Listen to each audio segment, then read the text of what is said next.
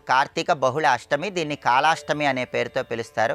కాలాష్టమి సందర్భంగా కూష్మాండ దీపాన్ని, మిరియాల దీపాన్ని ఎలాంటి ప్రత్యేకమైన విధి విధానాలతో వెలిగించడం ద్వారా నరపీడ, దృష్టి దోషము, శత్రుబాధలు వీటన్నిటి నుంచి సులభంగా బయటపడవచ్చు. నేటి పరిహారాలు, పరిష్కారాలు అనే అంశంలో పరిశీలిద్దాం.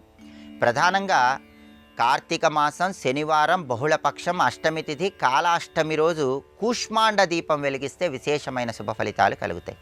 ఈ కూష్మాండ దీపాలు ఎలా వెలిగించాలంటే, మీ ఇంటి గుమ్మానికి ఇరువైపులా కూడా పళ్ళెంలో రాళ్ల ఉప్పు పోసి ఉంచాలి. అంటే గుమ్మానికి ఇరువైపులా 2 పళ్ళాలు లేదా 2 విస్తర్లు ఏర్పాటు చేసి దానిలో రాళ్ల ఉప్పు పోసి ఉంచాలి. ఆ రాళ్ల ఉప్పులో కొన్ని నల్ల నువ్వులు కూడా పోయాలి. అలా పోసిన తర్వాత ఒక కూష్మాండం గుమ్మడికాయ తీసుకొని 2 భాగాలుగా కొయ్యాలి. దానిలో ఉన్నటువంటి విత్తనాలన్నీ పూర్తిగా తీసివేసి గుమ్మానికి ఇరువైపులా ఆ 2 భాగాలు ఉంచాలి. దానిలో నువ్వుల నూనె పొయ్యాలి. అలా నువ్వుల నూనె 2 భాగాల్లో పోసిన తర్వాత కొన్ని నల్ల నువ్వులు కూడా వేయాలి. అలా వేసిన తర్వాత 2 ఒత్తులు వేసి లేదా 3 ఒత్తులు వేసి ఆ గుమ్మడికాయ దీపాలు గుమ్మానికి ఇరువైపులా వెలిగించాలి.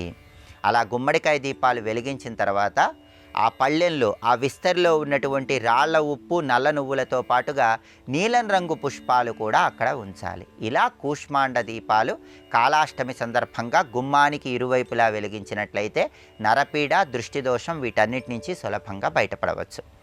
అలాగే రహస్య శత్రువుల బాధల నుంచి బయటపడటానికి, శత్రువులను సైతం మిత్రులుగా మార్చుకోవటానికి, జనాకర్షణ పెంపొందింపజేసుకోవటానికి కాలాష్టమి సందర్భంగా మిరియాల దీపాన్ని వెలిగించాలి. ఈ మిరియాల దీపాన్ని శివాలయంలో ఉన్నటువంటి కాలభైరవుడి మందిరం దగ్గర వెలిగించాలి. ఈ మిరియాల దీపాన్ని ఎలా వెలిగించాలంటే, ముందుగా ఒక కొత్త వస్త్రాన్ని తీసుకోవాలి. ఆ కొత్త వస్త్రంలో 27 మిరియాలను ఉంచి ఆ కొత్త వస్త్రాన్ని మూటలాగా కట్టాలి. ఆ మూటని ఒక మట్టి ప్రమిదలో నువ్వుల నూనె పోసి ఆ నువ్వుల నూనెలో ఉంచాలి. ఉదయం నుంచి సాయంత్రం వరకు ఆ మూట అలాగే ఉండాలి. అంటే మిరియాలు కట్టినటువంటి ఆ మూట నువ్వుల నూనెలో పూర్తిగా నానే వరకు ఉంచాలి. ఆ తర్వాత శివాలయంలో ఉన్నటువంటి కాలభైరవుడి మందిరం దగ్గరకు వెళ్ళి కాలభైరవుడి మందిరం ముందు మట్టి ప్రమిదలో నువ్వుల నూనె పోసి ఉదయం నుంచి సాయంత్రం వరకు నువ్వుల నూనెలో ఉన్నటువంటి ఆ మూటనే ఒక ఒత్తిలాగా చేసి కాలభైరవుడి మందిరం ముందు దీపాన్ని వెలిగించాలి. దీన్నే మిరియాల దీపము అంటారు. ఇలా మిరియాల దీపం వెలిగించినప్పుడు కాలభైరవుడికి గారెలు నివేదన చేయటంతో పాటుగా ఈ మిరియాల దీపం దగ్గర కూడా కొన్ని గారెలు నివేదనగా సమర్పించాలి.